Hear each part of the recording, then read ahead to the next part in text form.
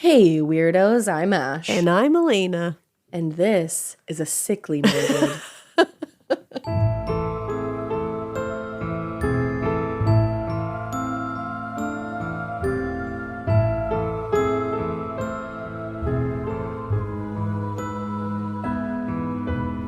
This is a We Both Have COVID recording.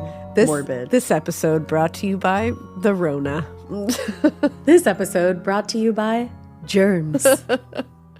Yeah, so we just came off of my little mini book tour, and we came home with a present. So, and the present was COVID.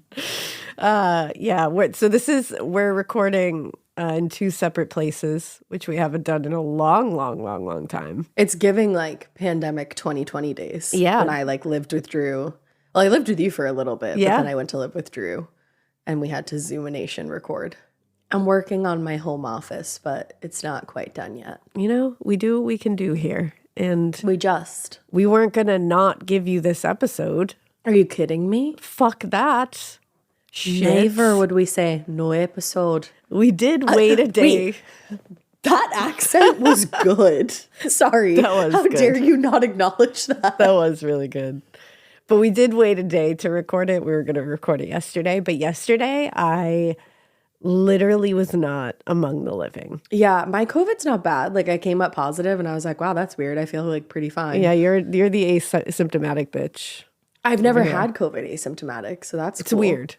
It's weird to have it asymptomatic. Yeah, because I feel fine, but I'm not allowed to go anywhere. Yeah. I feel like it sucks. You, on the other hand, Elena FaceTimed me yesterday, and I'm usually one to make people feel better. Yeah. I think it was me, Mikey, and Elena FaceTiming, and I audibly gasped when she answered. She went, oh my God. I've never seen you look so sick. I was the sickest I have ever been yesterday. I feel still terrible today, but I feel much better than I did yesterday. You look a million times better. When I opened the Zoom, I said, there she is. Thank God, that's the sister I know. It was really bad. It was scary shit we were working with yesterday. It was real rough. It was really, but it's really okay. Rough.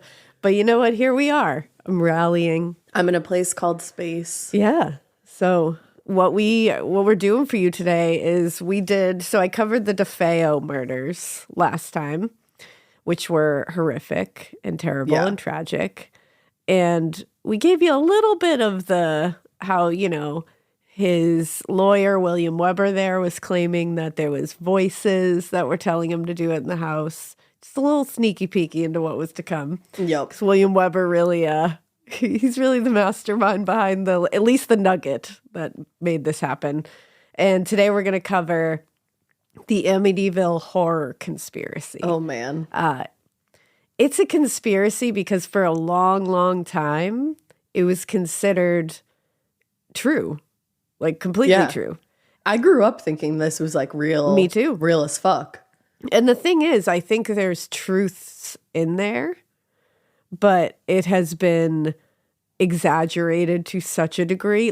They didn't just go into this thinking let's make a crazy horror story and we'll pass it off as true. They took it into such a place that I was like, how would you ever think no one would question some of these things? The bleeding walls is where they lost me. Even as a young youth, I was like, I've never seen that. Yeah. And it's and what's crazier is I think we covered a case. It was a case. Of course, I can't recall where it was. Oh, I know exactly what you're talking about. The house bled. It's literally called The Bleeding House. My dad sent it to me. I think it was a Patreon episode. We're going to, then you know what? Maybe we'll revive it again because we should. It's a very interesting one because that one I kind of believe. That actually, okay, so I said they lost me with the bleeding walls because Amityville did, but I completely believed this other couple with the bleeding walls. Because their walls I think they were bleeding less intensely. Yeah, I think so. It's all about the level of blood with which you get. There's a few things in this story that you just say, you took it too far. You took it too far. And in the end, we'll see what happens here, and we'll see the possible reasons for this going the way it went. But again... Exactly. But again, I think that given what happened in this house, there's got to be something going on in there. for sure. Yeah, I'm sure there's like leftover residual bad energy. So let's start off in 1975, shall we? Oh, I love the 70s, so we fucking shall. Let's go. Newlyweds George and Kathy Lutz started looking for a home for themselves and Kathy's 3 kids from a previous marriage. Lovely. She had Daniel, who was 9 years old, Christopher, 7 years old, and Melissa, 5 years old. Little youths. Little bebés. George needed to stay in the Long Island area because he was the owner of a Long Island surveying company. So really, that was the only criteria that was like non-negotiable, was that they needed to stay in the area. Okay. Other than that, other things they had on the list of like things they were really looking for was they really wanted to be on the water. And they also needed the house to fall into their budget of $30,000 to $50,000. Was that a lot for back then? Yeah, it wasn't a lot, but it was house money. Okay. Back then, you know? Yeah. Like that was, right now we look at that and we go, holy shit. I'm like, I don't even think you could buy like a used vehicle for that. No, probably not now. But in 1975, you could definitely buy a house for that. Get a nice waterfront property. Could you conceivably get the Amityville house? No. Yeah, no. Which is interesting. So, and again, remember, that's their budget. $30,000 to $50,000 was where they had to stay. Okay. So by the time they decided to check out the little town of Amityville, George and Kathy had actually already seen about 60 or so homes in their price range. Damn. Yeah. You guys got to pick one. Yeah, I say this all the time because I have one of my children has my husband's inability to make a decision where they get like paralysis about deciding about things. And I always tell her, I'm like, you could look forever for the right thing. And you'll never find it.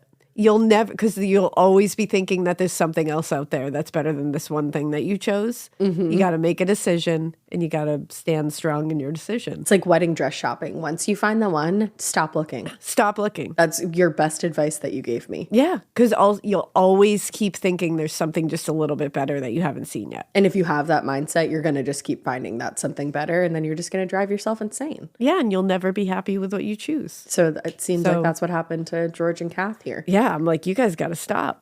But none of these other homes were really singing to them enough for them to even consider putting in an offer. So they hadn't even put in an offer. Okay. Because of this, George really didn't have high hopes. Wink, wink, nudge, nudge. Because they had that sign out there that said high hopes. I was like, what? I was like, huh. He didn't really have high hopes when he called the Conklin Realty office in Massapequa Park. But the realtor on the other end of the line, Edith Evans, told George that, you know what, you're in luck because a new house just came on the market. And it is a little outside of your price range, but it really meets your other needs. And I think you should at least look at it. Okay. Now, interesting that it's out of their price range because it seems like that was one of their like main things was they were not coming out of that budget. They really couldn't. Yeah. So like, why even look at this one if it's outside of your price range? Oh, sometimes it's just fun. But it's not because you can't afford it. So it's like, it's really terrible, but also fun. Yeah, but it's like you can't have it. So the house at 112 Ocean Avenue, does that address sound familiar from last episode? It did seem to meet the Lutzes' needs and then some, really. It was an old Dutch colonial. It had a massive yard, an enclosed porch with a wet bar. Ooh. It had a heated swimming pool. Oh, motherfucker. Right? It had more than enough room for the kids. And it was on the water and even had a dock and a boathouse. Damn. I didn't realize it had a boathouse, too. Oh, yeah. The DeFeos were very, very wealthy. I guess so. Now, of course, as Edith Evans had already warned them, it was out of their price range at $80,000. Remember, their budget is between $30,000 and $50,000. It's like more than double their price range. Yeah, I was like, why even bother looking at this? Yeah, like, that's not a great real estate agent. No, that's way outside of your price range. But there was no denying that it was an absolutely beautiful property and exactly what they were looking for when they set out to buy a house. So they had to consider it. All right. When Edith told George the price over the phone, they expected to find it, in badly need of repair, to be honest, or have some other expensive defect, because although that was way out of their price range, it was much lower than what that house was worth. It sounds like when, it. Yeah, when they saw it, they were like, what? Like, this is $80,000? It's fucking massive. It's got a boathouse. It's got all the shit. That's when you ask who died here. Exactly. And he was even coming furnished. Wow. Oh, yeah. That's when you absolutely ask who died there. Because what's even crazier is it had been on the market for nearly a year and no one had put in offers on it. Okay, that's when, no, I'm just kidding. No, that's when you said, there's many red flags being thrown up here. It's like the TikTok guy running around with the giant red flags. Yes. If it seems too good to be true, it might be too good to be true. So when George asked about, the relatively low asking price and, the lack of interest for about a year on this thing, the realtor, you know what, I got to give it to her. She didn't bother to dance around the reality of the situation. She wasn't like, well, she was like, yeah. So in November of this year, 24-year-old Ronald DeFeo Jr. had snapped one night, went room by room, shooting and killing all 6 members of his family with a .35 caliber rifle, including small children. Yeah. She was like, so that's why. I would have ran for the fucking hills. I would have gone, okay, well, we're looking at house number 62 today. Yeah, you know what? And she even let them know that at the trial, DeFeo's lawyer said that the young man was insane when he committed the murders. And for months, that he had been hearing voices in the house telling him to kill. Mm-hmm. And, there was all the tales in the town. Like, everybody had their own little, myths and legends about the house now that the house is what made him do it. Of course. Everyone in New York, and perhaps even the entire country at this point, had heard of the murders. So she was like, this is the house. You're going to hear the murders. About it. You definitely know the house. She was like, what? It was actually strange to her that they didn't recognize the house because it was everywhere. And if you guys remember, the original Amityville house has those very iconic windows that look like eyes. Yep. They're not there anymore. The new owners have since taken them out so that it will not be as recognizable, which good for them. Yeah. But yeah, she was like, it's like very iconic looking house. I'm actually surprised that you've never seen this and that you didn't know what you were walking into, to be quite honest. Right. And what's even wilder is if either of the Lutzes had been paying close attention when they walked through the house, they would have noticed there was a scarring and bullet holes that remained from the murders. Are you serious? Yeah.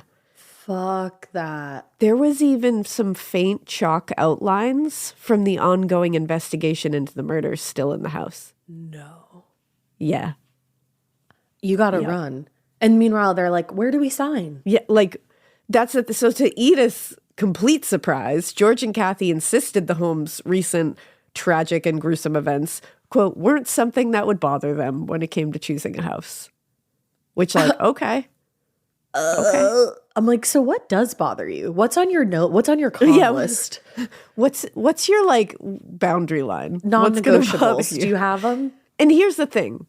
I can understand, the new owners of this house, the owners now. Yeah. So much time has gone by. That's the thing. I can understand there's a little bit of distance, it's history. History has happened in that house. It's tragic, awful history, but yes, it's history. But to do it within, the same year, I feel like that's, I don't know. I feel like the energy, because you and I have said it, walking into, the S.K. Pierce mansion, and especially walking into the Lizzie Borden house. The Lizzie Borden house has an energy you can't describe, and that was how long ago? Hundreds of years ago at this point? Hundreds, yeah. So it's I don't understand how this house within that year didn't have the most dark and heavy energy. I'm sure it did. And I feel like it had to. Do you think, obviously we're going to get there in the story where it kind of comes out that they were big fakers. Do you think they were looking for something like this and they knew about the Amityville Horror?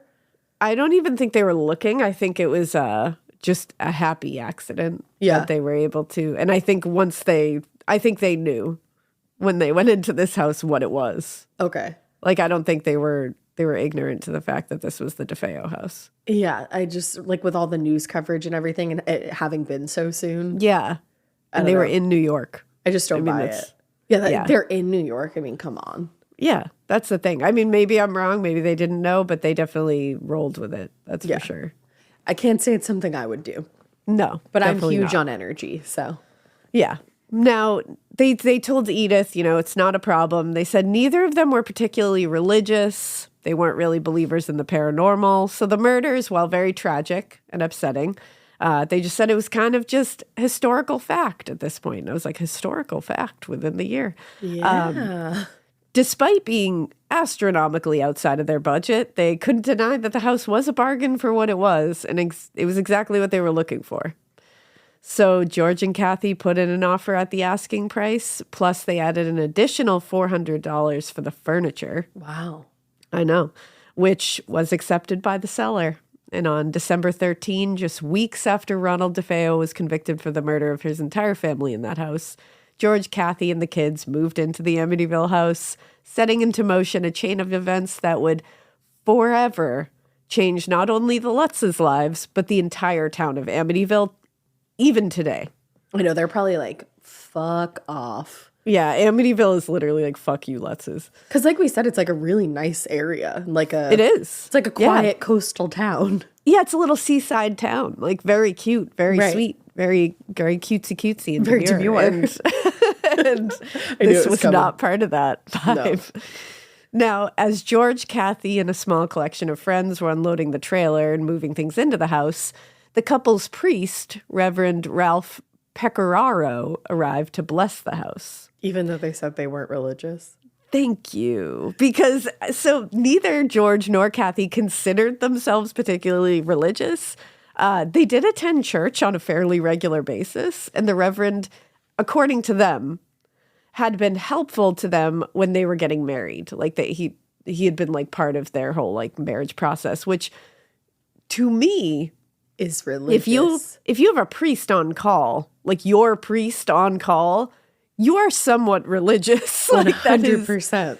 So like maybe I'm wrong, I don't know, but I'm like, I don't have a priest on call. So I consider myself not religious. Same. But I feel like if you've got a priest, there's a little nugget of religion in there. If you have a priest on call, if a priest helped you throughout your wedding process and then a priest is coming to bless your house that you just bought. Yeah. You're religious. You're religious. And that's fine. Yeah, there's nothing wrong with that. Like, do you? It's just weird to say you're not when you very clearly are. That's part of the strangeness of the Lutzes, and it gets even stranger when it comes to this priest, as we'll see. I bet. Yeah. So, of course they said they were going to have their priest, even though they're not religious, come bless their new home. Like, why wouldn't they? Yeah, totally. And according to them, Reverend Pecoraro was more than happy to bless their new home. But when the day finally came, according to all the reports, he couldn't shake this feeling of just like yuckiness, like unease that had been with him since he'd woken up that morning. Well, yeah, you know that you're going to a house where a family was just brutalized. I mean, that'll do it. Like I would wake up feeling a little funky as well. The same. He said the feeling stuck with him through his lunch appointment with friends, but he was still there when when they pulled in the driveway, he arrived. He just decided, I'm going to go and I'm going to do it. So he knocked on the front door. They let him in. He went room to room conducting the blessing ritual, which included flicking holy water around and, uttering prayers kind of thing. Like everything we've seen of like somebody blessing something, Sure. The ritual was one he'd conducted a billion times for parishioners over the years. Like this is a very normal thing that people do. Yeah. So he'd done it a ton of times. It was almost like muscle memory at this point. You know what I mean? That he knows how to do it. He's got a lot of experience. But he said this time was different because when he entered one of the rooms upstairs, which he later learned was John and Mark DeFeo's room, when they shared together, he flicked the holy water, started saying the prayer, and all of a sudden from behind him, he heard a deep voice of a man clearly say, "Get out." I would leave. Yeah. I would I think that's very thing. Yeah. I think this person is telling you get out. I think it's time to get out. Bye. I would leave. I'll literally you don't never need come to ask back. me twice. You don't need to say it twice. So it startled him. So he whirled around, not knowing what to expect, but no one was there. So he was like, oh.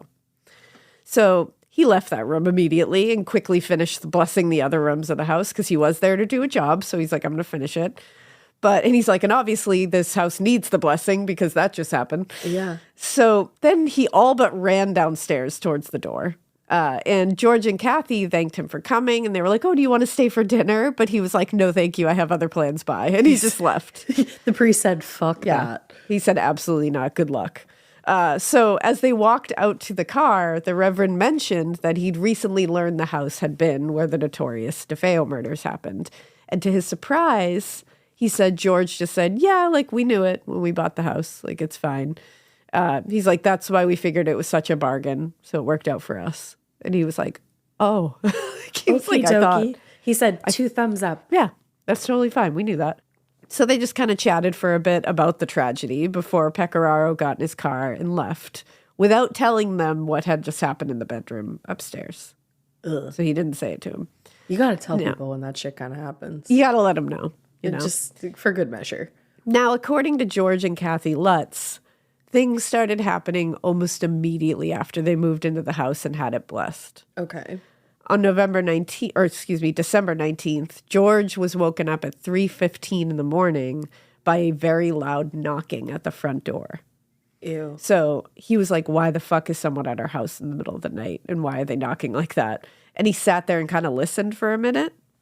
And then he was like, wait, it's not coming from the front door.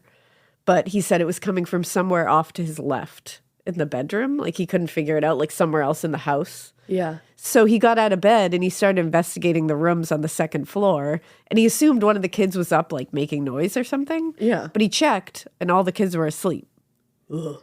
So he had just entered the sewing room, which was across from the main bedroom, which was this room. The sewing room was John and Mark DeFeo's bedroom. Okay. And he said as he was in there looking around, something outside on the lawn caught his eye. Okay. So from the window upstairs, George could see that something was moving outside by the boathouse. He said it looked like a person, but like also not a person. It was vaguely the shape of a man, but he couldn't tell any features. He was pretty far away. So he called out of the window, hey, who's there? No, call the police. And the commotion caught the attention of Harry, the family's dog, who started trailing the shadow through the yard because he was like, I'm going to fuck you up. Yeah. So George called out again and this time instructed Harry, go get him. But the dog was on a leash, was tied up, so he couldn't get as far as the figure was. Yeah. So George went downstairs to investigate further. But after a few minutes, he was like, I can't find it. Whatever it was is gone. So he tried to go back to sleep. But he honestly couldn't go back to sleep. He was just laying in bed worrying about whether he made a mistake buying this house, essentially. I would call the police and have them like check out the area. Thank you. This is literally when I always have issues here. At this point, I'm calling the National Guard and being like, there's a shadow figure outside of but like, fuck that. Help. I'm never going back to sleep. Yeah. When that whole It's not thing happening. happened where it was like 3 or 4 o'clock in the morning and it was like the middle of a blizzard, and I talk about it on the Simply Safe ad if you guys listen to the ads. Yeah. I got like a knock on the door between like 3 or 4 in the morning, and it happened like consecutively until like 6 a.m. I called the fucking police. Hell yeah. And they checked out the Fuck area that. and they found nothing but footprints. How fucking terrifying is that? I hate that so much. So I bought a Simply Safe the very next day, baby. Hell yeah. Fuck that shit. But yeah, like why would you not call someone? That's the thing. Like, you're not. And this is, I mean, it's 1975, so I was going to be like, get a fucking security system. I don't know how badass they were back then. So, I mean, at least it's something. Or I mean, you did have they a even dog. have them back then? at least you have a dog. Dogs will fuck people up. That's true. Especially when he was able to say, go get him, and Harry was off to business, you know. To be able to be in a place of Sick'em Boy, I'm obsessed. Oh, yeah. It's the best. Where we already have Sid and Blanche on, like, they're the sweetest pups, and then when we say, get it, They'll fuck you up. they'll get it. And they're bigums. So They thick it's boys. a nice feeling. It's a They nice thick feeling. boys. They were going to fuck up a coyote the other night. I was like, my don't do God. that. Come back in. Yeah, no, we don't need that. No, we made them come back in because we're like, do not attack a coyote, please. But they had zero But they fear. They would. were like, fuck that. That's their family. That's their family. They're looking Yeah, out for those, you. those are my bitches right there, literally. Quite literally, yep. Quite literally. But when he said he just like went back upstairs and tried to go back to sleep, I was like, no. Also, how do you go back to sleep after that? Like, I don't know. And he didn't. I mean, he was definitely up all night. But it's like, you have 3 kids in the house. There's no way I could sleep after that. Yeah, no. So in the days after that, there was obvious like tension that started forming in the house that Kathy couldn't explain. She said from the moment she had introduced George to her kids, because he's their stepfather, right, they had all gotten along very well. Like, they loved him. He loved them. Like, since they got married, they had on their own volition started calling him dad. Wow. Like, it was a good fit. Yeah. But ever since they moved into the house, George's appreciation for the children, we'll say, had been wearing thin. Oh, no. And he'd started losing his temper with them a lot. And he'd never, ever done this before, according to Kathy. Had he lived with children before? I guess they had been together a lot. Like, you know, he had never lost his temper, like, or shown an inclination that he would lose his temper. I'm with like, them. Neither did some of my stepdads until we lived with them. That's so awful. But, well, and he started referring to them as brats to her, which he never did. Like, he never did that. I'd square the fuck up. Oh, that's the thing. So, and then he called them misbehaved monsters who wouldn't listen. He called them unruly children who must be severely punished. Ooh. Baby, when I tell you this man would be in fucking orbit at this point, I'd be like, get the fuck out of my family. Get the fuck out of my house. Yeah. I'd be like, you can go live with the shadow man. Bye. Yeah. You go live in the boathouse, sir. Like, see you later. Yeah, no, your kids come first. Yeah, like, fuck and that. If somebody's talking shit about your kids, no. You know the sound? It's Christopher Walken on TikTok when he says, "You're talking to my guy all wrong." Yes. Do it again, I'll stab you in the face with a soldering iron. That's you. That's my energy. Yeah. So when it comes to the kids, you're talking to my guy all wrong. Yeah. Now, again, though, they recognize that this was a big change in behavior. So much, it wasn't like a change like, oh, I guess he's just getting used to living with kids. It was like, who is this man? Like unrecognizable. Yeah, an unrecognizable man. Even George started to notice a change in everyone's personality, especially his. And author Jay Anson, who wrote a book on this subject that we'll link in the show notes, he said it was not a big thing, just little bits and pieces here and there. So it was like, it was a big change in his personality, but it was like it would come in small bits. Gradually. You know, like it wasn't an overall change. It would suddenly like start rolling out. Yeah. Like there was that big, it was like big chunks of changes, I should say. Like a big change in his personality with the kids. So that happens all at once. Okay. But nothing really else. So he's still the same George other than that. But then a few days later, he was always very meticulous when it came to his hygiene. He was a very clean man. He kept himself together. We respect that. But he stopped. Yeah. But then a few days later, not only is he being shitty about the kids, but now he's being shitty about the kids and irritable. And he's also not shaving or showering every day. And he would go days without going into his work. Like his office. So he's irritable, he smells bad, and he's getting lazy. Yes. That's no bueno. Get out of here. So before they moved in, George had planned to move his office into the house. But now that they were all moved in and unpacked, he just abandoned that plan. He just wasn't doing anything. Okay. Now, George wasn't the only one experiencing strange shit in the house or like, you know, a change. Kathy was also starting to experience things. But she was starting to see and feel things that were like off-putting. Okay. Now, a few days before Christmas, Kathy was standing in the kitchen writing out a list of gifts that they still needed to buy for people when she felt someone or something, according to her, come up from behind and embrace her.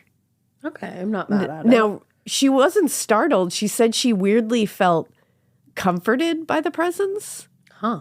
And she said it seemed to reach out and take her hand very gently and gave it a soft pat like her mother used to do when she was young. Oh, wow. So that's Which kind I was of like, beautiful. Huh. I know. I'm like, was that like, you know, the mom? Maybe. Was that Mrs. DeFeo? Or don't some people, I don't want to get there before you do, but don't some people think that there's a portal? Oh, yeah. So maybe her mom passed through or something. Like, came to find her. There you go. Who knows? Yeah. So the illusion, though, was broken by the sound of Chris calling from the other room, screaming for his mom to come upstairs. So the boys were in the upstairs bathroom looking down at the toilet bowl. And Kathy looked in and saw that the bowl was entirely black. Ew. Like it had been painted black. Okay. Almost. Like that's how black it was. So she flushed the toilet several times, but it stayed. Ew. So she was like, I'm confused about this because I just scrubbed the bathroom a few days earlier. Everything was spotless. The toilet did not look like this. She was like, what the fuck? From down the hall, Kathy could hear her other son, Danny, yelling for her to come quick to the other bathroom. Danny was in the bathroom off of his parents' bedroom to get cleaning supplies to try to help clean that toilet bowl. But when he went inside, he saw that one was completely black too, and it was emitting a foul odor. Maybe you got a septic problem. That's what I'm saying. So the stench was so bad that it forced them out into the hall, and they started yelling for George, who noticed the smell as soon as he got to the second floor landing. It was that bad. Gross. So they ran from room to room, opening all the windows. But when Kathy got into the sewing room, which again was John and Mark DeFeo's bedroom, she was stunned to find that both the windows were covered with black houseflies. I would vomit. And it wasn't like a few flies. It was like covered. Ew. Now, it's not crazy for a New England home to have problems with flies. Yeah. Like, we all can confirm that. We all get flies. Even if you're the cleanest house in the world during the summer, yes, you're going to get flies. But not it's that just the way many, it is. not to like cover all your windows. Well, and also, remember, this is the dead of winter. Oh, right. This is December, right? You shouldn't be having a problem with flies. Ew. They're pretty dormant in the winter. And like dead. Yeah, like, and dead. And like not alive. Yeah. So things escalated from there. Within a few days, 5-year-old Melissa began frequently mentioning that she had a new friend named Jody. And Kathy asked her daughter one afternoon, is that one of your new dolls? And she said, no, Jody's a pig. He's my friend. No one can see him but me. The way my entire body just got covered in goosebumps. Yeah. That's when you throw the whole kid away. You say, you know what? The whole kid away. You are such a little sweetheart, but we have 2 others who are also pretty great. So I got to give you the boot, babe. You know what? You've ran out your welcome here. Oh. So one evening, as George was putting Melissa to bed, she started talking about Jody. And George was like, oh, okay, like, where did your friend go? And she said, he'll be right back. He had to go outside for a minute. So like Kathy, George was assuming that Jody, was Melissa's new imaginary friend, which isn't alarming for kids to create, especially at that age. Yeah, no. And they'll get very, serious about their imaginary friends. They'll tell you where they are, what they're doing, like, you're sitting on my new friend, that kind of thing. Luke Skywalker back in the day, my boy. Yeah, your boy, exactly. Naughty we got Martha. Skeleton, but I had Naughty Martha, who did all the things that I did. You I did just not blamed do? it on her. But it's weird and alarming when it happens, but also not, because you're like, this is a kid thing. It's a very normal stage of development. Yeah. So at this point, George and Kathy are both thinking that Jody's a new pig friend that she's got. Sure. But that night, after he tucked her into bed, Melissa all of a sudden said, there he is, Daddy, and pointed towards the window. And he was like, oh, okay. So he's like, I'm going to look. So when he turns to look, he said he saw 2 fiery red eyes staring at him through the second floor window. Well, and bye. And she said, that's Jody. He wants to come in. I'd say he has to sleep outside tonight, unfortunately. Yeah, he has to sleep outside forever. Eternity, That's actually. just where, yeah, he's a pig. He likes it out there. Oh. Yeah. And she was not afraid of Jody. That's the thing. Like, there was no fear. She was excited. Well, kids learn There's to be Jody. afraid. That's the thing. Yeah. There's my boy Jody. Yeah. My little pig friend. He wants to come in. Let my Let's guy go. in. Let my guy in. You're talking to my guy all wrong. So he was like, okay, no. So he was like, I'm going to say goodnight. He'll find his way in, I guess. Bye. So over the course of their time in the house, the attacks on the Lutzes, went from unseen forces, and then all of a sudden, and that you can almost believe that there was energy. There was energy, that maybe they were hearing things, maybe you could see something out of the corner of your eye, like that kind of thing. If they had just stuck with that, I would have been like, probably. Yeah. Yeah. 100%. Like, I probably would have believed that. Yes. But then it started, and even this, it like the ephemeral stuff, like going from like smelling foul odors kind of thing. Yeah. Like even that I can get. I believe in that because I feel like there's like science behind that. Yeah. And it's like, you can even go with the infestation of flies and the disembodied voices, that kind of stuff. You're like, I believe that could have probably happened. And then it started getting physically assaultive. And this is where I'm out. This is where I get, and it's not because I don't believe that you can be physically assaulted. I'm in the way that they were. Okay.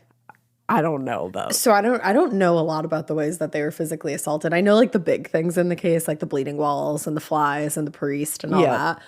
I agree with you. I believe you can be physically assaulted, but I'm interested to hear how they were. So one evening, everyone's asleep, and they claim to have been woken up by knocking sounds that quickly escalated to the point that it was so crazy that the windows cracked and the doors were blown off the hinges. Okay. Unless it's a hurricane, I don't know if I believe you. Yeah. Like, Lutzes, you really had me going for a minute there.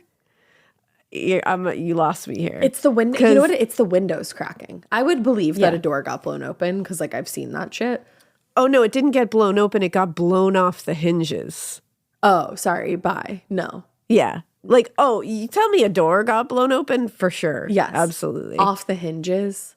Blown off the hinges. No hurricane in sight. No. Nah. Yeah. So that happened, and then. Even though George is slowly sinking into becoming a feral human being at this point, he's also finding himself constantly freezing in the house. Oh, like, I hate that. Could not get warm. And he would spend hours every day just sitting in front of the fire trying to get warm. I don't like that at all. Yeah. So this next one is the one where I say, well, if the door's blowing off the hinges and the windows cracking didn't make you go, huh, then I feel like this one probably should. Okay, let's go, girls.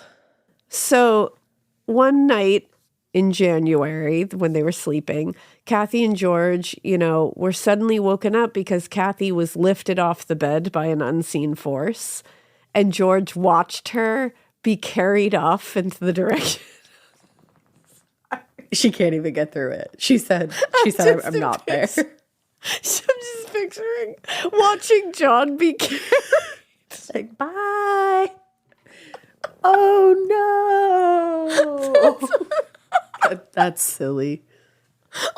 That's silly goose shit. I just can't. So she got carried off into the direction of the closet.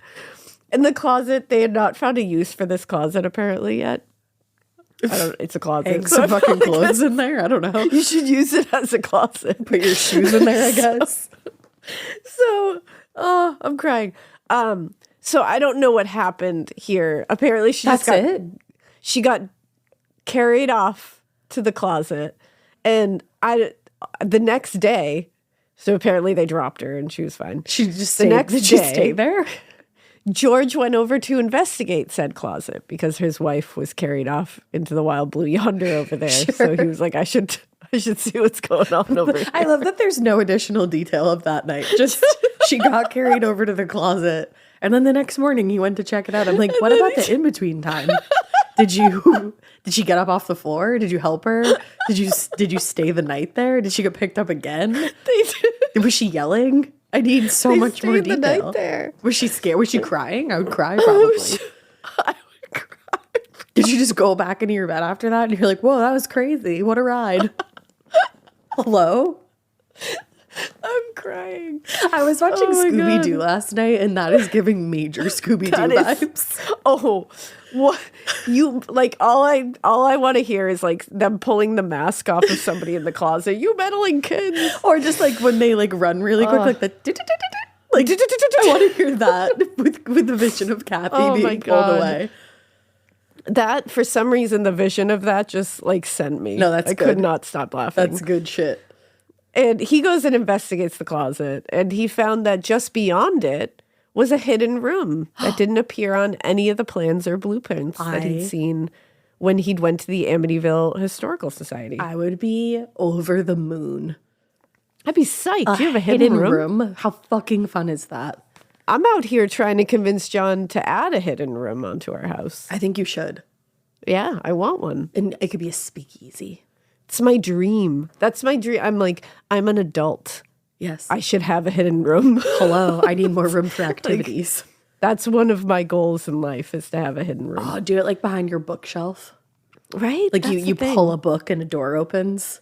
And then it's just like a room. I don't even know what that room is for. They do that shit on like weird like home shows all the time. I think you should do it. I want to. So we're going to convince John of that. Oh yeah, I'll be over soon. So I'm like, so what was the like reason for all? So like she got carried over to that closet. Was that like the demons or the ghosties just being like, guys, check it out. You have a cool hidden room back here. Let me tell you, if I was a ghost living in that house, I'd be like, you haven't discovered this yet? Check this go out. do something. But it's like, so much you could do with this. So much room for activities. Precisely. But do you carry the wife over there in the middle of the night? Now I do. Do that? Now that I have guess. that idea and I'm bringing it to the afterlife with me. Yeah, because I mean, you are going to get somebody's attention that way. I mean, it'd probably be like way more clunky than this experience sounds because Yeah. I'm not like a power lifter. Yeah, but maybe you will be. Yeah, maybe I'll get that skill. I just be like, hop on, piggyback on over to this hidden room. Yeah, here we go. I just want to show you something real quick. Yeah. So that happened, but throughout their ordeal, the Lutzes kept quiet about what was happening in the house. They weren't telling people. I wouldn't. I'd be on the national news. That's what I'm saying. They didn't want the, reputation of, Crazy people. these weird people just moved into the neighborhood and now they're creating a Hoax. Shenanigans. Got it. But like, to be honest, like just letting you know, like if you have weird shit happening in your house and we live in the same neighborhood and you want to tell me, like Tell me everything. tell me, because I'm not. You're going to be awesome. Come to and me knock if on you our tell me. door. We've been Tell me waiting your for weird you. shit. So a few weeks after moving in, they turned to the Amityville Historical Society in the hope that they could maybe provide them some information about the house or the lake, because they know about the DeFeo thing, obviously, but they were like, what did anything else happen here? Which I was also like, do you need anything else? I don't know. Like, I feel like That'll do it, in my opinion. yeah. So it took a few days, but eventually someone from the society got back to them. And what they said was that apparently the house, it seemed, sat on land once used by the Shinnecock tribe. And it was used as, quote, an enclosure for the sick, mad, and the dying. Oh. The society member noted that while they may have used it as like kind of like a holding place area, the Shinnecocks didn't use the area as a burial ground. They didn't use that area as a burial ground because, quote, they believed it to be infested with demons. Fantastic. Now, this is something. This would give me pause. Do you know if that's been like backed up, if that's like the truth? We'll get there. Okay. So that's a no, good my question. God. Good question. So further legends, because of course you're not just going to get this one thing. There's lots of chit chat about this land, about the house. There's all kinds of stuff. So further legends told of the Lutzes' property once being home to John Ketchum, who was a former member of Salem, Massachusetts, who'd been forced out of the state for practicing witchcraft. Well, shit. Ketchum relocated to Long Island and set up a residence allegedly just a few hundred feet from where the Lutzes now lived. And supposedly he continued practicing witchcraft and devil worship. Okay. So we all collectively can say that's bullshit. Not right? real. Yeah. There's nothing to say that this is the truth. He did have to leave Salem, Massachusetts there is like things about him going to Long Island. But what we do know is that he was not doing devil worship and all that shit. And there's also, like, according to some of the accounts, John Ketchum was buried somewhere on the northeast corner of the Lutzes property. There's nothing to indicate that at all. Okay. The discovery of this information was obviously scary to the Lutzes, but it didn't really help them, nor didn't help them. It just kind of explained maybe everything that was going on. Like maybe the land itself is evil, which would make more sense. Yeah. So the Lutzes' terrifying ordeal finally came to a head on January 13th, 1976. So this was not a long period of time. No, not at all. Because remember, they moved A in month. towards the end of December. By this point, the attacks were constant. They ranged from disembodied voices to being pushed by unseen hands to finally what we all know, according to them, seeing blood oozing from the walls, hearing the sound of, and one of my favorites was they would hear the sounds of what they described as a full marching band in the living room. I forgot about that one. Marching band. That's a good one. It's a good one. And after discussing the matter at length, George and Kathy decided it would be in everyone's best interest if they got the fuck out of the house, maybe just for a while, maybe for good. I love but that they made were like, arrangements. we're not sure. Yeah, they were like, you know what? So they made arrangements to stay with Kathy's mother in near Babylon, New York. So they were like, you know what? We'll stay with Kathy's mom, see what we can do. Oh, so my portal theory's wrong because her mom's alive. Yeah, she is. So that morning, Kathy and George packed the kids and Harry into their van and prepared to leave. But George started to turn the key to the ignition and the van stalled. Oh, no. So he got out and opened the hood, hoping he could fix whatever was stopping them from leaving. And as he stood in front of the car, leaning under the hood, a big gust of wind forced the hood down, and he barely managed to avoid being hit by it. That's crazy. That's crazy. So just moments later, thunder sounded in the near distance, and the wind picked up to hurricane speed. Shut the fuck up. No, it didn't. Which forced them out of the car and back into the house just as the power went out. Wild series of events. So despite the 20-degree temperature and rain and sleet battering the house, inside it was nearly 90 degrees and felt as though it was getting hotter by the second. Okay. The storm ended a few hours later, but it was still, the power was off for the rest of the day. And at 6 p.m. the next day, George went down to check the boiler, which was off. And when he came back upstairs, he saw what appeared to be a dark-colored blob working its way towards the living room and towards Kathy and the children. Okay. And I was like, don't worry, that's just my sleep paralysis demon. He's fine. He just hangs out. Don't worry about it. But several hours later, it was clear that they wouldn't be able to leave the house until the next morning. So Kathy and George put the kids to bed. And but they put the kids to bed in their bed. Okay. And they fell asleep on chairs in the bedroom. Okay. So they were all in the same bed. I get that. Now, a short time later, the heat in the house broke dramatically and the temperature just started to plummet. Now, somehow, even with all that was going on inside and outside the house, they all managed to fall asleep in that room. No. Incorrect. At 3:15 a.m., same time he had woken up before, George was woken up again by the sound of a full marching band in the living room downstairs. What do they think the marching band story is? That's what I wonder, because I'm like, where are they from? Who does that go back to? Yeah. Like a marching band. Yeah, I don't know about that. But this time, the noise was accompanied by a bunch of unintelligible voices. Like they couldn't tell what they were talking about, but just voices. Okay. Like it was a whole, it's like the Victrola party at the Smedeker house. Bitch, I love a Victrola party. Yeah, Victrola parties everywhere. But this one's like worse, I guess. So, and honestly, for the first time, things got a little worse here because George could hear the band, or whatever it was, start to climb the stairs towards the bedroom. He said, "Party's in here." I said, oh no. Now, the sound of the band signaled what would be the worst and ultimately final assault on the Lutz family in that house. Uh-oh. Because moments later, lightning started flashing in the bedroom. The bed frame started shaking. Wait. You passed that like it was nothing. Lightning flashed inside the bedroom? Well, lightning didn't hit in the bedroom. It like flashed in the bed. Like the bedroom's like outside of the bedroom, lightning's flashing. I thought you meant lightning was happening inside the room, and I said you can't just grace past that. You can't just walk past. I said that we gotta talk about that for a minute. I wouldn't have been shocked if they said that happened. Though. Well, no, me either. By this point, everyone was awake, but George found that he couldn't move. He was having sleep paralysis and could feel what he thought were hooves stepping all over him. Nay. That's my only response. Nay. He said they were walking across his body to get to his family. Okay. And soon the whole house was shaking like it was going to come down around them.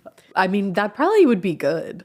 Honestly, see you later. So it took all the strength he had, but George finally managed to break his paralysis, getting himself up. He grabbed his children and Kathy. They ran towards the door. But when they got to the landing, George heard Danny cry out that there was something in his room. And he told George, it's a monster. He doesn't have any face. I'd say that's fine because we're leaving anyway. I'd be like, that's cool. Leave him be. Now, when he looked up, George saw an enormous hooded figure dressed in white standing near the stairs. Ew. The thing pointed at them. And George knew this was it. He had to get his family out. This is the last second. He had to get everyone out or they were going to die. What if he just wanted to have a dance off? And he said, and he was just like, your turn. Your family. Let's see what you got. Do you have a whole marching band behind you? I don't think so. I think he was trying to see what their step team was all about. Yeah. He was trying to see if they had what it took to be America's next top dancer. Yeah. He was like, step up, Lutz family. I think that's what was happening. No. And you know what? That's why no one ever had a problem with this house again, because they were like winners. And they just like left. They were like, all right, we're the winners. That's the thing. So he ran his family down the stairs, managed to rip open the door, push the kids out. Then Kathy, Harry, and himself. And once they were all in the van, he jammed the key in the ignition and the engine turned over. He was able to start the ignition. So they just wanted to have one last party. Yeah, they were like, stay another night. You didn't tell us you were leaving. So he flies out of there, tore down the driveway onto Ocean Avenue. Ocean Avenue. Where I used to sit and talk with you. I can't believe that's the first time we did that. I know. I can't. That's sad. That was my first concert. Oh, I loved that song. Yellow Card Forever. So they were finally free of the house, whatever had happened in there, and they would never go back there again. Yeah, I wouldn't either. They wouldn't even go back there when they were investigating. They refused to. Well, it's for the plot. I was going to say, it's for the plot. Like, I wouldn't go back either. So if all of that actually did happen to me, but where we know it didn't, just adds to the story. Like, and then we never stepped foot back in the scary house. Never. So just a few weeks after fleeing their home, George and Kathy were at a party. I took a sip of my drink at the worst time because you almost just got a straight up spit take. They were just at a party.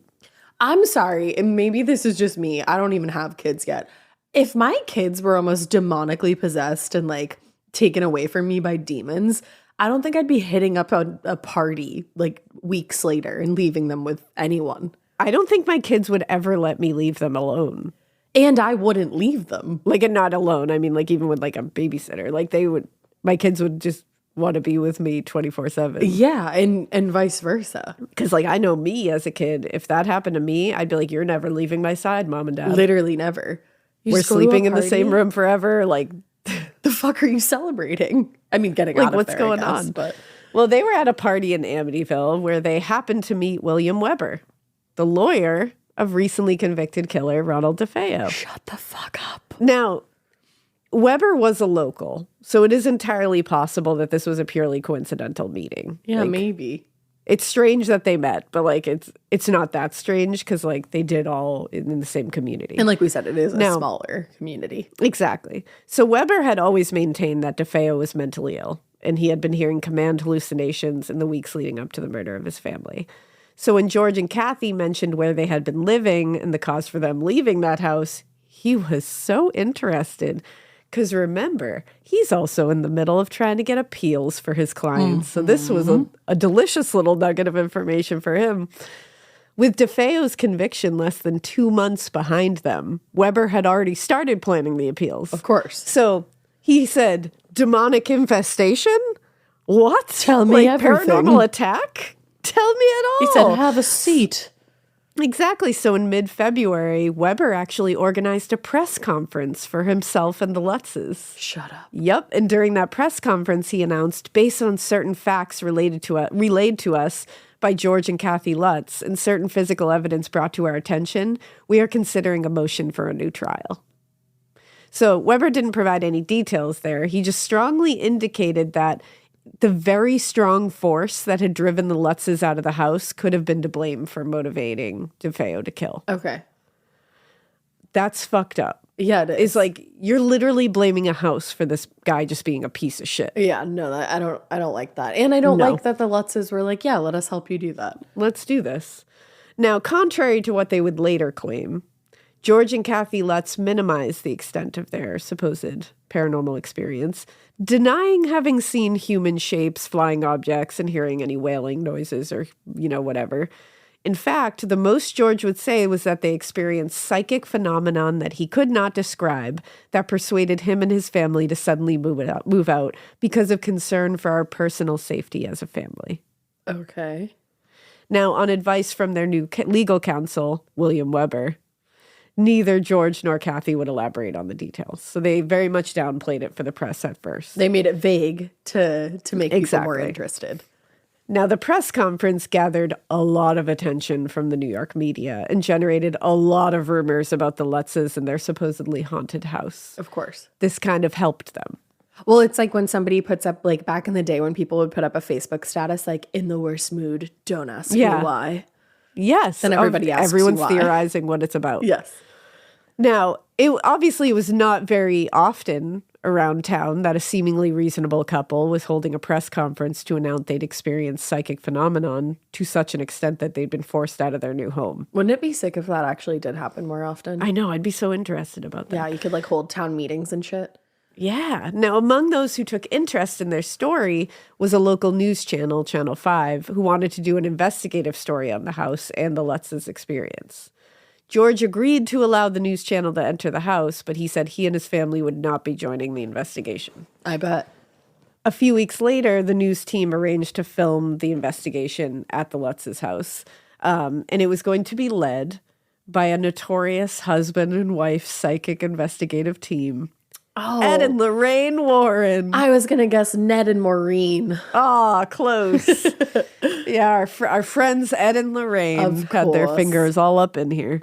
This is one of the ones they're most well known for, actually. On the night of the investigation, the Warrens arrived at the house with a number of other individuals from their inner circle. That included a lot of psychics that would help with the seance. As they moved from room to room, Lorraine used her, abilities to try to sense the presence of any evil entities that dwelled in the house, which I was like, I don't really think we need Lorraine's abilities to see that. I think we can look at history. Yeah. Almost immediately, Lorraine stated that she felt the presence of a negative entity right from the bowels of the earth. Wow. And she said, this is the entity that was threatening you and likely convinced DeFeo to kill his family. Which I was like, yeah. Lorraine, shut the fuck up. Are you really sitting here trying to take away the fact that Ronald DeFeo Jr. is a piece of shit who murdered his entire family because he's a piece of shit? That's piece of shit. A piece of shit. A piece of shit. That's the thing. It's just like, when they go to like the Snedeker house and they go to like these other houses, like, sure, it's kind of fun. I get it. Like spooky, ooky, you're just living your life. I love ghost hunting. I get it. Absolutely. When it involves a murder, like directly, a mass family annihilation, like multiple children died in their own homes while they were maybe sleeping. Step away from that. Don't touch that. And don't be sitting here trying to say that Ronald DeFeo Jr. only did it because this demon from this house convinced him to. Yeah, don't take the responsibility off of him. It's also just kind of it's just stupid to claim that when the history is very clear of like they had a bad relationship. He and his family didn't have a great relationship. And he was not completely in his right mind all the time. No, exactly. Like on the day of the murder, he wasn't. Yeah, he had shown that he could be violent. Mm-hmm. He had shown that he, he sounds like he had grown up in an environment that kind of was helped violent with that violence. Yeah. And it's like, I just don't like the taking responsibility off of him here. I don't either. And doing it to kind of further your own fucking agenda, which is exactly what she was doing. Yeah. And that's why people think, that's why Ed and Lorraine have the black mark on them that they do. Because this kind of shit, like you want to do fun ghosty shit, but sure, go right ahead. Mm-hmm. This kind of stuff just rubs me the wrong fucking way. You just don't touch that. And it shows that they're scammers. Like it shows that they will go to the ends of the earth to push their own shit. And it's like, what are you trying to do? Like, get this guy off for murder? That's like, get this guy, the other problem, is that this just happened, Lorraine. And it's not like you're doing this process. now. Yeah, it's not like you're doing this now in like 2024 when the guy's dead and it's all over. Like, even even that still, would annoy me yucky. because it would be taking responsibility off of him. Yep. But you're doing it within the first year that he has been convicted and that it happened, and that he is in the appeals process where they are using the idea that he was mentally ill or insane or that there was some unseen force in the house making him do it. It's just not cool. No. So during one of the several seances conducted in the house that night, one of the psychics accompanying the Warrens claimed to, quote, feel personally threatened by a shadow being. And the entire team concluded a demonic spirit possessed the house, and they recommended an exorcism. Of course. And So did they contact the archdiocese? Of course they do. They always contact the archdiocese, except they don't. So the couple also took a bunch of time-lapse photos at various points around the house. And in one of the photos taken at the base of the stairs, it is a creepy photo. It's a very famous photo. I don't even know if I've seen it. There appears to be a child who can clearly be seen standing in the doorway leading to an adjacent room. Hate that. The Warrens claimed that this was evidence of paranormal activity and claimed the photo captured the ghost of John DeFeo, who was the youngest one. Okay. Whose spirit they believe was still trapped in the house. Oh, fuck. It's a scary photo, and That's horrifying. I think it's a hard one to figure out what happened there, like what kid that is. That is probably one of the scariest pictures I've ever seen in my life. I can feel the hair on my legs just standing up. Yeah, that one's definitely a scary one. I'm like, I hope I closed out of that because I don't want to like open my phone and have that be there. I know, right? Fuck that. I do think though that it has been debunked, that photo. It's very clear. I think it was one of the Warrens' team they figured out. I think it might have been like his name is like Paul something, I think is what they think it was. Either way, it's a pretty scary photo. Yeah. Just as like, I could see why people were fooled Yeah. for a long time. I probably would have been. I just was. So see, there you go. That's the wild thing about the Warrens is they definitely, they're able to get you at first, and then you're like, oh, fuck you. So while the Warrens have been the biggest names associated with the Amityville haunting, and they are very much associated with it, like it's like hand in hand. It's like them in The Conjuring kind of thing. They were merely one of several paranormal investigators who were attracted to the house by that press conference. Like they weren't the only ones. Their involvement in the case kind of ends when that investigation with Channel 5 ended. Like they didn't really stick around longer. Oh, okay. They obviously discussed the incident and the story many, many more times in their career. Like they did use it as like the pinpoint kind of like goalpost thing. Yeah. But they pieced out after that Channel 5 investigation. Like they got their fake photo and they were like, all right, bye. That's interesting. So the Warrens' investigation was followed by another investigation by Hans Holzer. I've heard of Hans. Which Hans Holzer, I think when we were with Mikey and Dave watching A Haunting, Yep. that show, which we had so much fun watching. So that much 'cause fun. It's hilarious. Hans Holzer was in a couple of the things And I said, I think I believe everything this man has to say. because his name is Hans Holzer. And he just makes sense. He's a supposedly skeptical paranormal investigator who, unlike the Warrens, was guided by a more scientific method of inquiry, Okay. which I can appreciate. Accompanied by nominally famous psychic Ethel Johnson Myers. I don't know if you've heard that name. I have.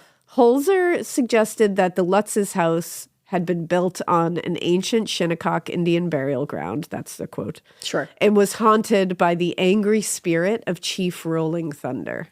I feel like that borders on racism when they go Yeah. the burial ground route. Yeah, I think it's just that they don't have proof of that. Yeah. There's also, they don't have proof of that at all.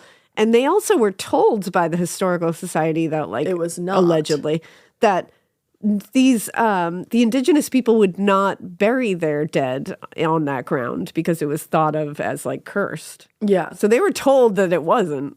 And now this guy's saying it was. Yeah, I take it back when I said I believe everything Hans has to say. Yeah.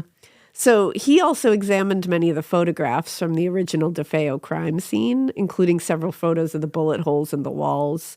And he said he saw mysterious halos appear around the bullets. Okay.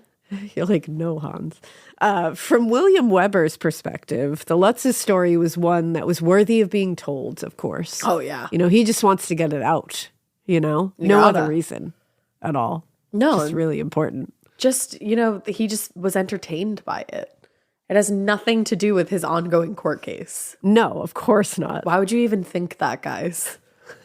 And so in March 1976, less than a month after the press conference, he presented the Lutzes with a book contract with publisher Mars and Burton. Well, shit. Under the terms of the contract, Weber, Mars, and Burton and George and Kathy Lutz would receive 12% shares of the profits, while Paul Hoffman, the book's proposed author, would receive 40%. 12%? Since- kind of sucks. That percentage sucks. So I would not do that for 12%. yeah. So Kathy and George were like, well, you know what? He's been supportive of us, so let's just go with it. So they signed the contract and let's go. Damn, you didn't even fucking negotiate a better percentage. No. Now, just a few weeks after signing the contract with William Weber, George and Kathy met Tam Mossman, who was an editor with Prentice Hall Publishing. Okay. They told Mossman about the deal with Weber, and he was like, yeah, he might be offering you free legal advice, but he also offered you a really bad book deal. Well, okay. I'm like, is somebody around them that gives a shit? Yeah. So since the contract technically hadn't been finalized, I guess they hadn't signed it. I shouldn't have said that. They agreed to the contract. Okay. They hadn't signed it. There was still time to back out of the deal. No John Hancocks. Mossman suggested that they pursue their own author and sell the story on their terms. So a few days later, he introduced them to his friend, author Jay Anson, who I mentioned before. It sounds like they just didn't realize how lucrative this could be. And when they did, they were like, fuck yeah. That's literally what happened. Yeah. So Jay Anson at the time was working on a documentary about the making of the 1973 horror film, The Exorcist. Hey. Unlike the deal with Weber, which, you know, gave a lot of individuals a lot of money for doing nothing, Yeah. Anson suggested that he work with the Lutzes to tell their story for an even split of the profits. That's a much better book deal. Much better deal. So days later, the Lutzes ended their contract with Weber, their proposed one, and eventually signed a new contract with Anson. By then, however, Weber and Hoffman had signed contracts with Good Housekeeping and New York Sunday News for articles about the Lutzes' experience in the house, one appearing in July 1976, the other in July 1977. As a result, the Lutzes ended up suing Weber and Hoffman in civil court for invasion of privacy, seeking $4.5 million in damages. You're going to have to show me those damages. 4.5 million. You weren't even worth that before. Like, what? Are the damages in the room with us? That's what the judge said. The judge said, hello? Can you point to the damages? No, Hoffman that's and Weber. insane. Well, and Hoffman and Weber countersued, alleging breach of contract and fraud, So maybe they did sign, actually. and they requested $2 million in damages. Which they Now- probably could have accounted for. Exactly. So eventually the court did dismiss George and Kathy Lutz's suit against Weber and Hoffman. But by then, Anson's book had been published and had quickly become very, very successful. The book would actually go on to sell more than 10 million copies worldwide. Fucking A. And it spawned the hit adaptation in film, the 1979 Amityville Horror. You know, I've never seen it. It's wild. And it had 7 direct sequels, as well as dozens of unofficial films, which Just ask Caleb. Our boy Caleb is currently just bushwhacking his way through. He's right like, he's chest deep in Amityville sequels. He's always, he's he's had it not up to happy here. about it. He embarked on a journey that he didn't know all about. You know, Caleb is a completionist. He does not like to half-ass things. So doesn't. once he starts something, he's going to finish it. He was a balls to the wall kind of guy. So if you, he's really going for it. Because as soon you can now use the Amityville name to, like, it's now open to use. So that's why people use it to sell movies. Yeah, it's like, because you can't copyright a town name or something like that. Yeah, it's like you can use it. So it's like people use it. The publication of Anson's book and all the films were a financial boon for the Lutz family. Of course. But with the success and attention came a little bit of scrutiny, I would say, that would eventually uncover some inconsistencies and cracks in the story. Mm-hmm. So the cover of Jay Anson's book, The Amityville Horror, that's what it's like, his is the original, includes quite a bold subtitle, A True Story. So this is implying that this is a nonfiction book. That's wild. In fact, I mean, it was that claim that really was the success and the legacy of the books and films for Amityville. Of course. Creating a myth that even today, nearly 50 years later, a lot of people believe is a totally true story. Mm-hmm. But it's also understood that when an author adapts a supposedly true story for a book or a movie, there will be elements woven in for, the sake of readability and continuity, like fictional elements, some artistic license. That's why it always says like based on a true story. Exactly. That's what it needs to say. But there's just said a true story. Yeah, you got to say based. Yeah. The problem with Anson's book, however, was that it included so many unbelievable and outrageous claims that it wasn't long before a lot of people wanted to see the evidence and support, they were like, show me what makes this a completely true story, because I don't know.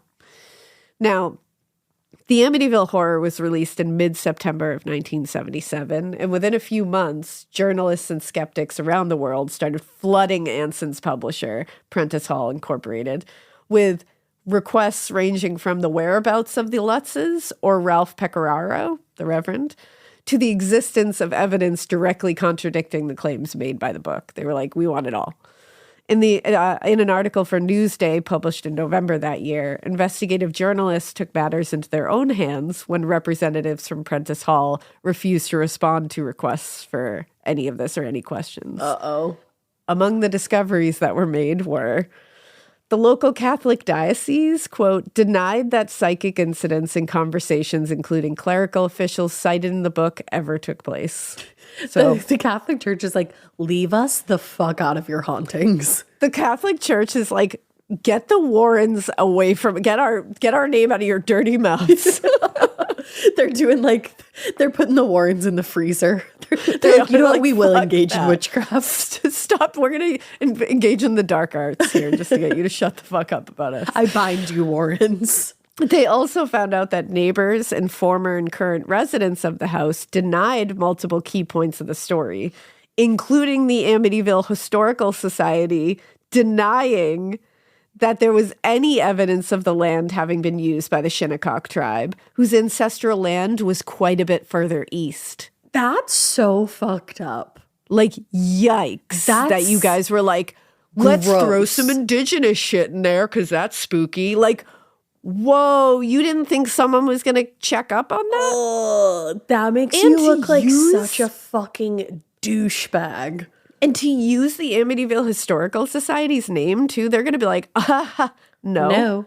Like, you don't think they're going to come forward and be like, no, fucker. That's our literal job. That's shitty to do. Yeah. Especially to, indigenous communities. And what's funnier, because remember, they claimed that while they were in the house, they went to the Historical Society and joined them to find out what was going on. Or nor. A representative from the Historical Society confirmed that the Lutzes did join the Historical Society, but not until January 25th, 1976, which was a few weeks after they fled the house. And a few weeks after was when they met William Weber and started discussing all of this shit. So I'm sure there was discussion of why don't you join the Historical Society and find out some shit. Ew. And then if you don't find out what you want, just lie about it. Just make it up. That's because you know what? Yeah. Also, I think you just said you didn't think anyone was going to check up on that. That's the thing. Like, come on. That always happens with people who lie, though. You're like, you didn't think anyone was going to look into that? And that, the society that you literally mentioned by name isn't going to be like, no. Yeah, why wouldn't you just say, according to unnamed sources? If you're going to lie, do it. But you named a society. Yikes. Like, damn. Now, at least 2 paranormal investigation groups declined to investigate the house at the Lutzes' requests, quote, because of commercial promotion or lack of observable data. So they were like, no, it was very clear that they wanted to make this a thing, so we wouldn't investigate, which I was like, good integrity on that. I love an integrity. I do too. I love an integrity. That's what I look for. Now, the new owners of the home, Barbara and James Cromartie, I hope I said their name right, also spoke out, holding their own press conference to defend the reputation of their home and the memory of the DeFeo family. Nice.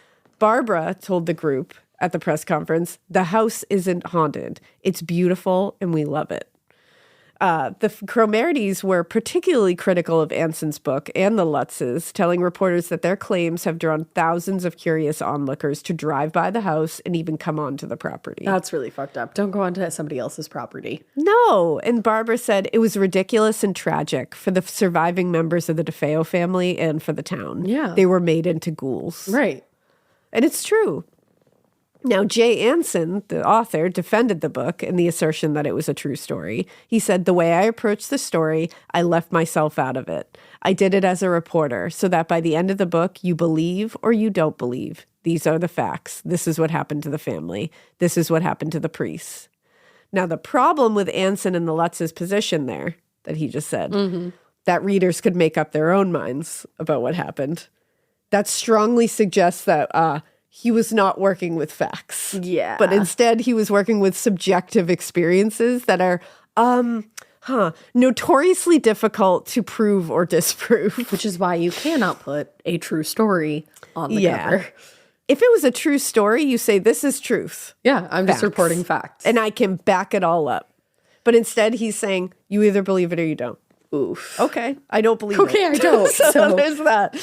Now, in fact, as Newsday pointed out, quote, differences between the Lutz version of events and ascertainable facts crop up in the book from start to finish. Ugh. When Newsday reporters spoke to the Lutz's neighbors on Ocean Avenue, all of them denied noticing anything unusual happening in the house. One neighbor said, if they did have problems, you'd think they would have come over and make some mention to the neighbors.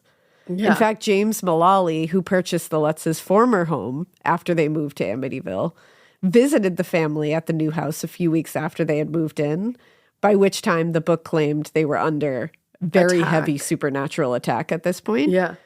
But James Mullally recalled that George and Kathy happily gave him a tour of their new house. At no time did they say anything. At no time did anything seem out of the ordinary.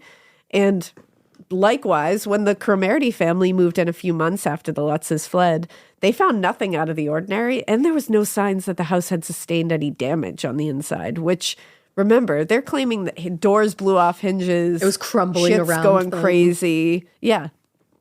Well, it would have been impossible to verify the Lutz's story of their experience, since, you can't verify someone's personal experience. No. There were a large number of people supposedly consulted during their stay in the house who could be and often were followed up with by reporters. In one of the book's most notorious moments, George Lutz describes seeing his daughter's imaginary friend Jody through a window. And when he went outside to investigate, he said he found a trail of hoof tracks left in the snow.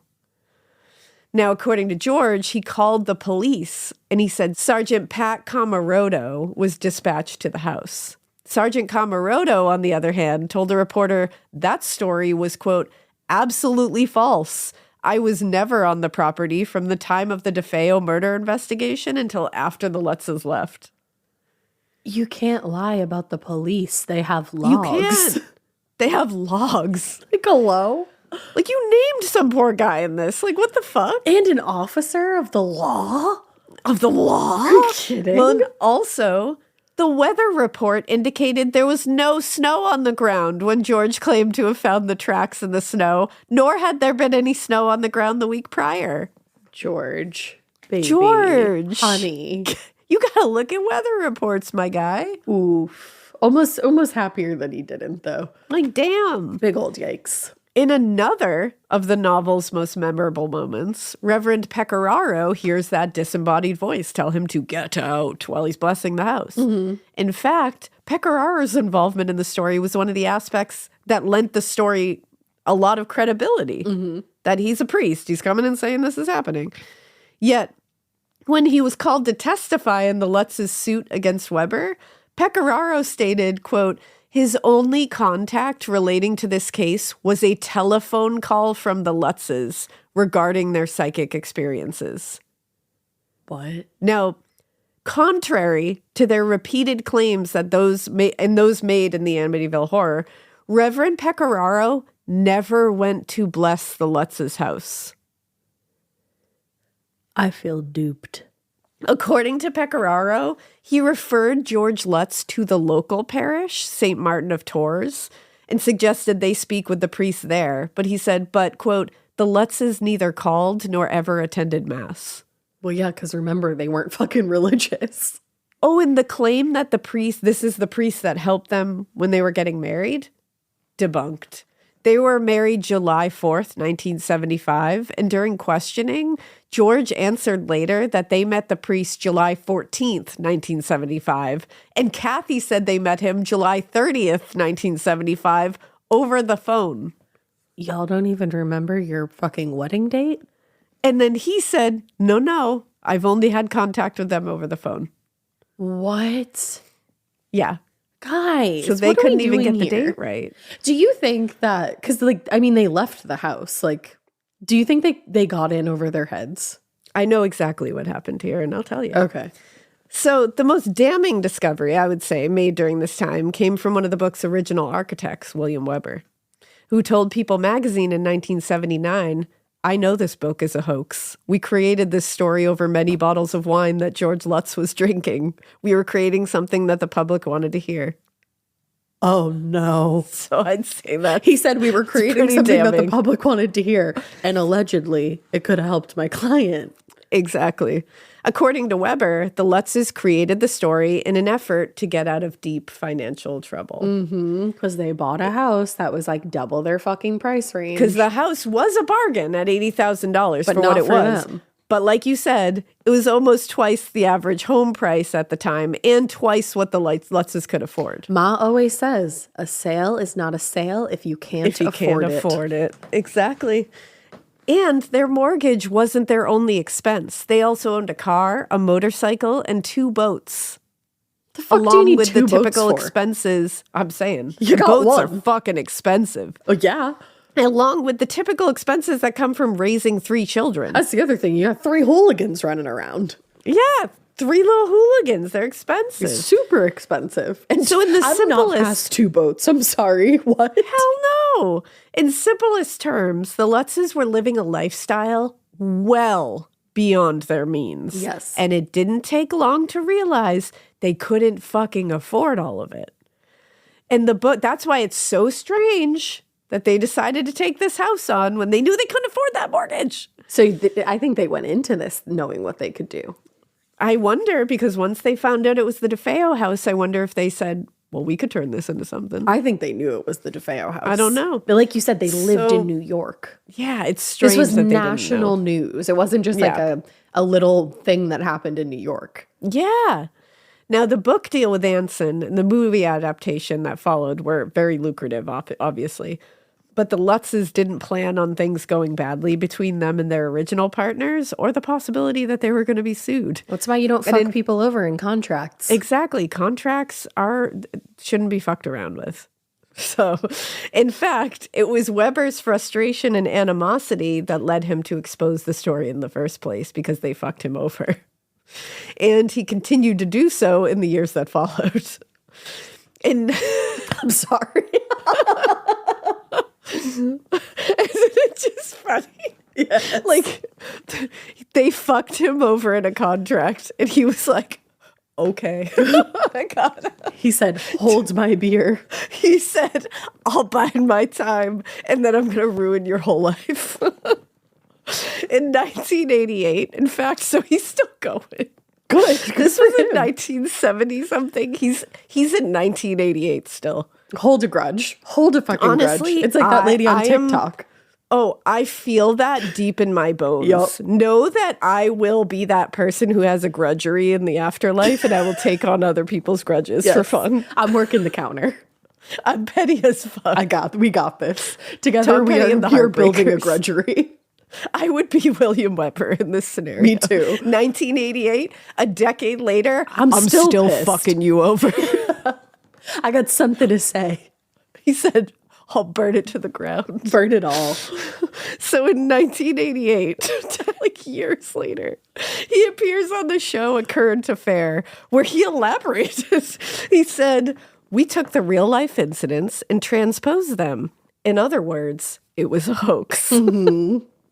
He's still, I love it, 1980. He's like, did I say it loud enough for the people in the back? It wasn't real. It was a hoax. So the Amityville hoax would be the subject of many court cases in the decades since its publication, most having to do with money, but none as surprising as Ronald DeFeo's 1992 attempt to use the claims as the basis for a petition for a new trial, which is the shitty part of what came out of this. I can't. Luckily, it didn't work because by that time, DeFeo had served 15 years of his life sentence, but he believed the exposure of the Amityville hoax entitled him to a new criminal trial. He said, William Weber gave me no choice. He told me I had to do this. He told me there would be a lot of money from book rights and a movie. He would have me out in a couple years and I would come into all that money. The whole thing was a con, except for the crime. I mean, yeah. So we laugh about William Weber being like petty as fuck about the Lutzes, but he was really shitty when it came to the DeFeo case because he was trying to get him out on that. Yeah, which is not cool. Which, fuck that. So the legacy of the Lutzes and the Amityville Horror, and like I said in the first episode with the DeFeos, it didn't work. Yeah, He didn't get his new shit. But the legacy of the Lutzes and the Amityville Horror has persisted for nearly 50 years, and it has led to countless debates about fact, fiction, what is real, what isn't. What tends to get lost in all of that, though, is the story about Amityville, the town itself. Like, it's kind of taken on a life of its own, the myth of Amityville. Big time. And it like we said, it's a seaside town. It's a small place. It's a nice place. And it's really disrupted life for the residents there. And because people like can't tell the fact or homeowners fiction. too. Absolutely. Well, Anson, the Lutzes, and Ed and Lorraine Warren made millions from their supposedly, quote unquote, true story. People like Barbara and James Cromartie, who owned the house, and the residents of Amityville had to contend with thousands of people and paranormal enthusiasts descending on their town every year. Yeah, that's annoying. It's kind of like Salem during Halloween. I was just going to say, what I mean? yeah. People forget that people live there and that's their home. And I think it would be one thing if people, just like went past by, like that would be something. And but more people respectful. act a fool around like Halloween, and they act a fool around paranormal stuff. It's like, go if you want to go and be respectful, like to Salem, For obviously. sure. But like leave people's personal properties alone. Yeah, that's the thing. Like you gotta be cool about it, man. You want to drive cool. past the house? I get that. I probably want to Don't drive be past all, it like, too. uncool. Drive by, look at it, move on. Yeah. Like, but don't be weird. Yeah. Don't disrupt people's lives. Yeah. It's not cool. Like, I don't know when this episode comes out because I never know where we are in space and time, but Sometime in October. it's in October. So if you're going to Salem this month or any time really, because remember, people live there, but especially during the Halloween months when it's like really crazy there, just that's cool. People don't mind. I don't live there, but like people don't mind. Just be respectful to people who live there. Yeah. It's a really cool place. It's a really historical place. It's got a lot of heavy history, and people live there year round and have their kids there. They have families there. So just like be cool. Just don't That's act all. a fool. Don't be all So that uncool. they will. Don't be all uncool, as Luann says. The Countess. And because you want to be able to go there every year. And if it continues the way it has been, they're going to be like, fuck y'all. Yeah, they're going to shut And that shit down.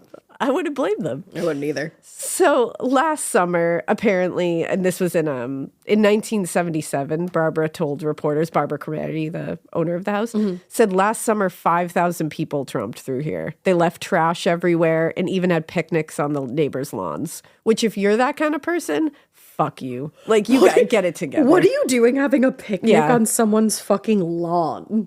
Also, if you're one And of those leaving kind of people, trash. which you're not if you're listening to this show, because none of our listeners are stupid. No. You're all great. But if you know someone that's like that, you got to tell them to go to BJ's and get themselves the family pack of fucking shame. because you have I didn't know what you were going to tell these people to buy. You at have BJ's. no shame if you are, and you need some. Like, you need a healthy amount of human shame. Buy where you shame don't in bulk. sit on someone's lawn and have a picnic. Like, that you should, when you don't have shame to that degree, you're bordering on not being a human, and you need to go fix that. If you can't call your mom or like somebody you love and tell them what you did that day, don't do that. Yeah, don't do that thing. Good call. Now, despite all the claims of supernatural assaults and documentation of hoaxes and an endless parade of tourists, the house at 112 Ocean Avenue still stands, and it's as marketable as ever. Some of the subsequent owners went as far as to renovate, removing they finally removed the home's iconic Dutch windows to make it less recognizable to tourists. Yeah. Because they became the iconic windows. Yeah. They looked like eyes. They were spooky. Yeah, and other owners embraced the history and celebrated its place in horror history. Like, you never know who you're going to get living there. It's kind of like the house on Elm Street, the house from Nightmare on Elm Street. Yes. That house has had several owners over the years. The newest owner does not embrace its place in horror history. The newest owner says, please fuck off. Which, that's a place. There's a difference between a mass murder happening in a place, a real mass murder, and a real hoax happening in one place. I feel like that's a place where it's just, they got a different vibe. But if you're buying the Elm Street house, you know what you're buying. It's true. You're buying the house from Nightmare on Elm Street. Yeah. Come on. You gotta know. You gotta know. I get it. I won't get into If that. people are just driving by, cool. People taking like a quick pic, I get it. Yeah. People That on one's your just lawn, kick them off. No, nobody should be going on your property. That's not, no matter what you're doing. But if they're near your property, like, come on. But you got to embrace that one a little bit. Yeah. Not on property. I'm saying off property. Mm-hmm. But but that's the thing. Like with all these kind of houses and places, you're going to get people who embrace the kookiness and the wildness and the horror stuff. You're going to get some people who aren't as comfortable with it, and you need to respect regardless. People's boundaries are important. Yeah. Now, in January 2023, the former DeFeo murder house sold for $1.5 million, which was a 1,775% increase from what George and Kathy Lutz paid in 1977. Well, shit. Pretty good increase.